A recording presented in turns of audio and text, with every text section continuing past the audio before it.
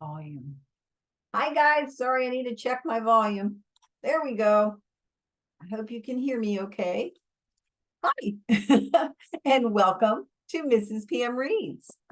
Today, we are continuing in our story, Shoeless Joe by W.P. Kinsella.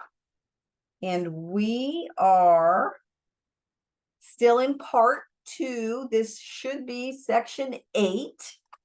And in the last video, they actually, Ray and Jerry are at the ball game, and they're talking a little bit about why Jerry lives by himself, kind of like a hermit. And Jerry's explaining and getting a little indignant, and that's where we stopped. So let's continue. Oh, too, this, I'm drying some dill from the garden. All right. I had strawberry pie, the boy informs us. The strawberries were this high. He raises his slim fingered hand about 6 inches above the table. As Salinger and I prepare to leave, the boy skips along behind us. Ah, so he's with you, the bullet-headed man behind the cash register says to us, and points a fat white finger at the boy who stands scuffing one shoe on the other. Not us, I say. You sure? Says the cashier.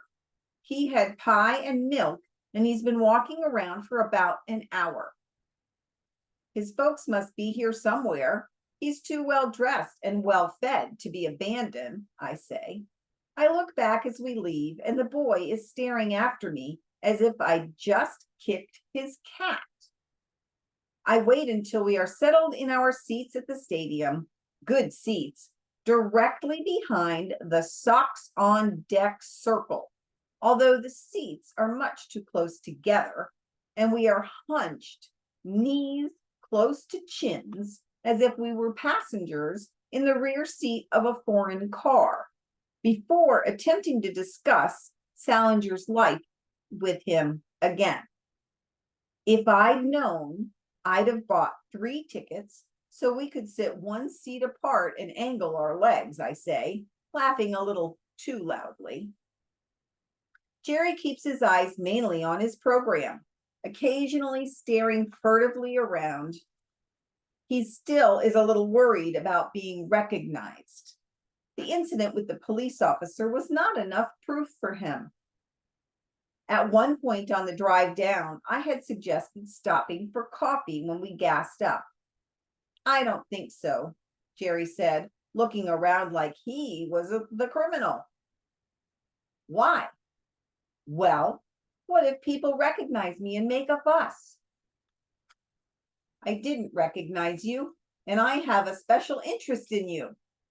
I can almost guarantee no one else will. Almost? That's the best anyone can do, I said. The game begins, and the Red Sox are in trouble early. The last notes on the national anthem have barely faded on the wind before Mike Torres is bombed. Ken Landreau homers.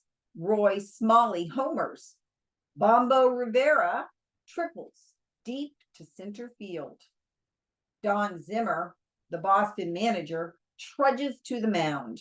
The crowd erupts in a chorus of boos. Booing Don Zimmer appears to be a favorite pastime of Boston fans. Hey, Zimmer, what you doing? They cleaning your cage? Screeches a man with a beer belly and a Boston baseball cap. Zimmer is round and heavy and built close to the ground. His beady eyes are buried deep in a jowly face. Yeah, I don't know what that word is. Joy ball? The man yells. What are they doing with a joy ball? Managing a baseball team. Joibal. The man looks around for approval. He draws a few scattered smiles. It is difficult to imagine that Zimmer was once a pretty good second baseman, that he scooted after sizzling grounders like an unattended lawnmower.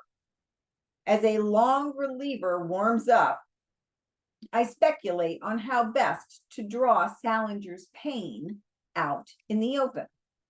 I've got him here in the proper surroundings. I want to be a metaphorical poultice applied to his wounds. Okay.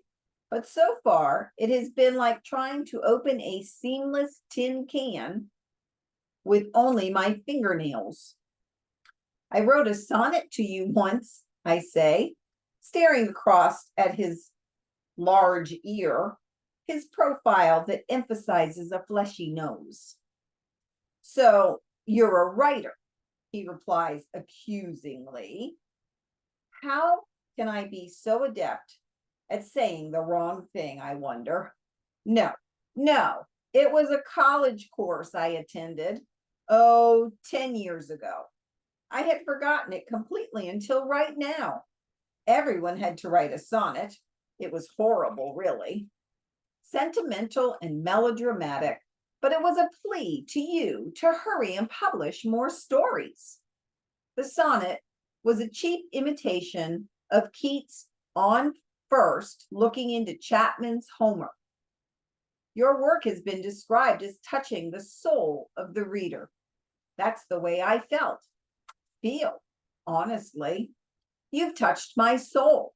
I'm sorry if I sound like a middle-aged librarian at a book autographing session. Your writing has drawn me nearly 1,500 miles, allowed me to make a fool of myself, actually made me a criminal. That's what I call having influence. But I didn't ask you to do it, says Salinger. I didn't ask you to feel the way you do. You're influenced by an illusion. Writers are magicians. They write down words, and if they're good, you believe that what they write is real, just as you believe a good magician has pulled the coins out of your ear or made his assistant disappear. But the words on the page have no connection to the person who wrote them. Writers live other people's lives for them. I don't write autobiography.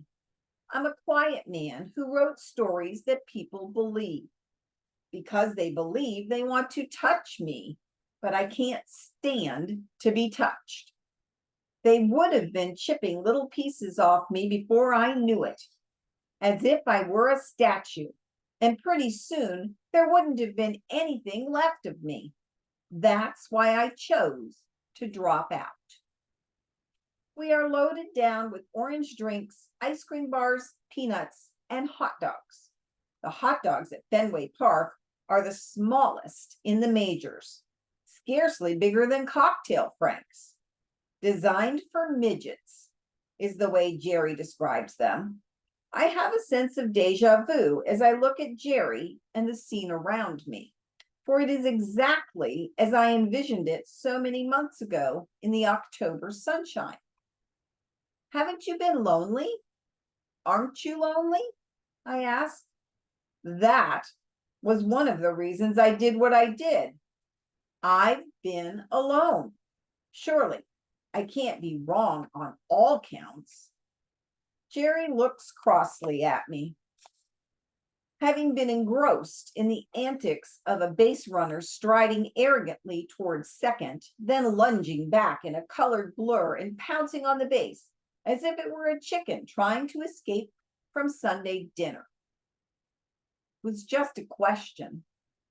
I don't know any answers, he almost shouts and slams his hands down on his knees. Look, I'm not trying to bleed you, I say, spreading my hands to show my innocence. I want to renew you. I want to do something nice for you. I don't think I'm doing this for myself. I drove all the way from Iowa. I made stops along the way. I had to have the right odors about me before I could approach you. I consider myself happy. I'm one of the few happy men in the United States. I own a farm. I grow corn. I have a wife who not only loves me, but understands me, and a daughter who has red hair and green eyes like her mother. I love to stand in my yard at dawn, smell the dew, and watch the sun come up. I've built a magical baseball diamond at the edge of the cornfield, and I spend my evenings there watching. Watching? Says Salinger, as if he's been called back from another world. You know, baseball games. I'd like to take you there. We could sit on the bleacher I built behind left field. The hot dogs are like they were in the old days, long and plump and fried on a grill with onions, and you smear mustard on with a popsicle stick. And there are jars of green relish. But Boston is the best I can do right now. Unless it's not possible, he says, a stern set to his jaw. You've made it up. It's too preposterous to believe. You're probably not even from Iowa. Suddenly, I am the one who is shouting. People are turning to stare at us. Watch the game, somebody says. But the voice is far off, like a vendor 2 sections away, extolling beer. Open up your senses, I shout. I've come 1,500 miles to drag you to a baseball game. Stretch the skin back from your eyes. Take in everything. Look at Yaz there on the deck circle. Look at the angle he holds his bat. There isn't another player in the majors can duplicate that stance. Look at that left field fence, half as high as the sky. The green monster. Think of the men who patrol that field, the shadow of that giant behind them, dwarfing them. It is ironic, I think, that the place chosen for me to bring Salinger has no left field bleachers, while in my own park, I have only left field bleachers. This one idea has run like a colored thread through all my thoughts for these last months. Ease his pain. Ease his pain. I've repeated it 10,000 times in my dreams, in my fantasies, to my wife, to my daughter, to myself, as I drove a tractor over my black fields. Well, I'm doing what I can. Look at the yellow neon running up the foul poles. You won't see that anywhere else in the majors. Watch the players, white against green, like froth on waves of ocean. Look around at the fans, count their warts just as they count ours. Look at them waddle and stuff their faces and cheer with their mouths full. We're not just ordinary people. We're a congregation. Baseball is a ceremony, a ritual, as surely as sacrificing a goat beneath a full moon is a ritual. The only difference is that most of us realize it is a game.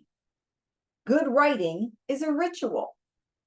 I've been told so many words or so many pages a day. You must know that.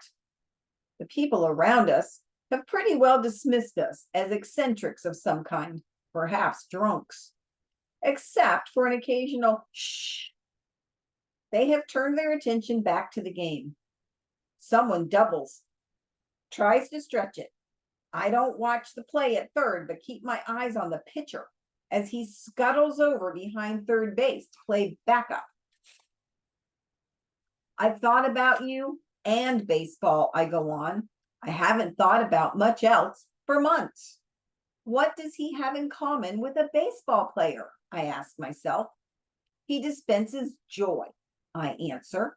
He has fans, hundreds and thousands of them.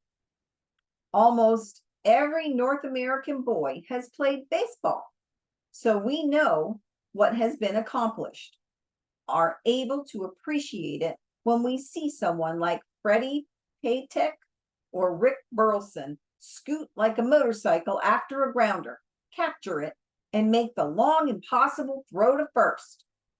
I know I can't duplicate their feats, and I applaud them for being able to do what they do.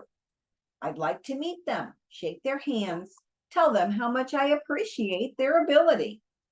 With you, it is the same. You've captured the experience of growing up in America the same way Freddie Paytek corners a ground ball. The Catcher in the Rye is a definitive novel of a young man's growing pains, of growing up in pain. Growing up is a ritual, more deadly than religion, more complicated than baseball, for there seem to be no rules. Everything is experienced for the first time, but baseball can soothe even those pains, for it is stable and permanent, steady as a grandfather dozing in a wicker chair on a veranda. Open your senses, Jerry. Smell the life all around you. Touch it, taste it, hear it. You may not get a chance for another 25 years. Salinger takes a bite of his hot dog, cups his hand to catch a fleck of green relish as it falls. Watch the game, he says, a half smile on his face. And I think of where we are, banked around this little green acreage. The year might be 1900 or 1920 or 1979, for all the field itself has changed. Here, the sense of urgency that governs most lives is pushed to one side, like junk mail shoved to the back of a desk. We can take time out from the game almost as if we were participants and run toward the empire. As a play ends, holding up our hands in the recognized signal for calling time. The game is moved along, gentle and unhurried as a brook in a pasture. The Sox are chipping away at Jerry Koosman, the veteran Twins pitcher, the only trail by 2 runs. We stare at the feather green field in silence. But after coming so far, I am not prepared to abandon what I am doing. I decide to keep on probing. I dig into my bag of tricks, my mind as rumpled and disorganized as a duffel bag after a 2-week road trip. Why have you never written about baseball? I ask. Salinger turns his head slowly, and his sad eyes rest on me. A forlorn question mark bobbing cork-like in their dark centers. He does not answer, so I chatter on. I can't remember Holden Caulfield ever talking about baseball, though the story takes place in December, doesn't it? He wouldn't have any reason to. The World Series had been over for a couple of months. You even had him end up in California, but at the time you wrote it, the Dodgers and the Giants were still in New York.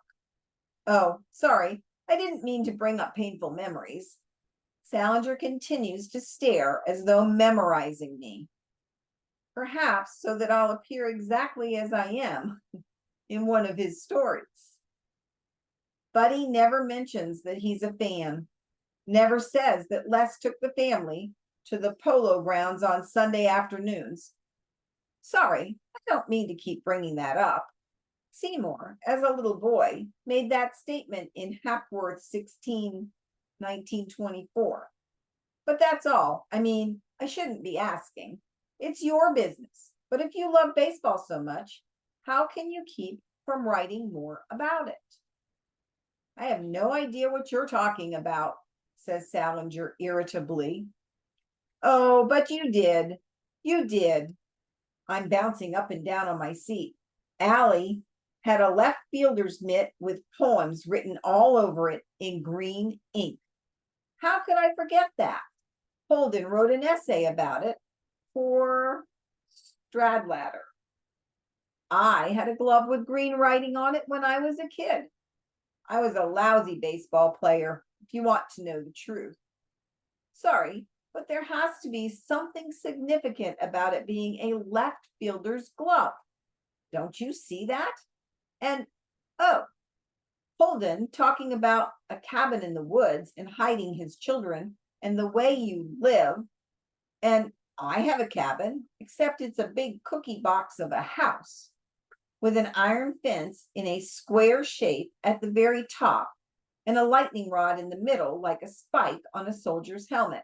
And I have my own baseball stadium, but I've told you that story. Do you always babble like this? I don't know how else to convince you. Of what? That I'm really Holden? I've told you about that. I am a very ordinary man. I want to be treated like a very ordinary man. I just want to stay home and be left alone. But don't you owe your public something? I remember reading a sociology study when I was in college, all about ex-cons who do stupid things, so they'll be sent back to prison because they can't make it on the outside. No matter how much they protest, they really want to be on the inside. It's the only place that they can be big shots. Are you saying I can't make it in the outside? That's a lousy parallel. I stay to myself because I make it too big on the outside. Too big, too little.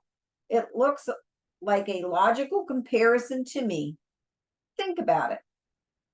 Why am I baiting him, posing these questions he must hate? You don't understand, Salinger says, his voice rising. Like everyone else, you take everything at face value. It baffles me how supposedly intelligent people can be so dumb. Once and for all, I am not Holden Caulfield. I am an illusionist who created Holden Caulfield from my imagination. And we're going to stop right there because that's where I have my stopping spot. I try to stop every so many pages. It's probably about 20 to 25 minutes of reading because, it can be too much sometimes. And if you want to keep reading, then just go on to the next video. And of course, if you find that 20 to 25 minutes is too long, then just stop when you're tired and pick it up when you're ready to do that again. All right, you guys, thank you for joining me. I hope you have a wonderful day, and I will see you next time. Bye.